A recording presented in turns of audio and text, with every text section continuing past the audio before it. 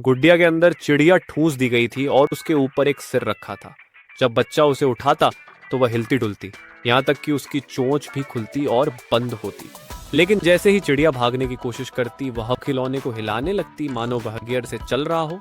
अब अंततः चिड़िया मर जाती और गुड़िया फुंसे हुए व्यक्ति की सड़ती हुई लाश को थामे हुए एक ताबूत में बदल जाती।